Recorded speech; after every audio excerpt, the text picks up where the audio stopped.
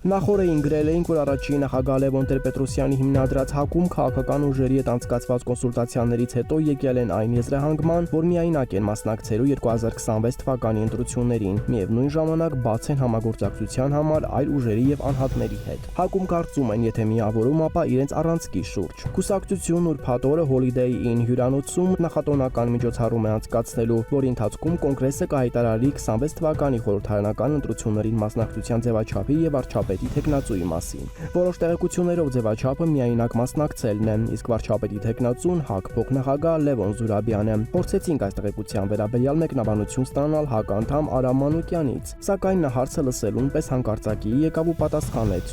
չեղավ, ապա հորդորեց մասնակցել միջոցառմանը, որտեղ ամեն բան պարզ կլինի։ Փաստորեն չէ քերքում։ Մանուկյան անդրդվելի մնաց կրկին հորդորելով մասնակցել միջոցառմանը։ Հիշեցնենք, որ կուսակցությունների մասնակցության դեպքում ընտրագրավի չափը 7.5 միլիոն դրամ է, դաշնիկների դեպքում 15 միլիոն։ Եթե սրան գումարենք նաև քարոզչության համար անհրաժեշտ գումարները, ապա կստացվի, որ ընտրություններին մասնակցելը թանկ հաճույք է։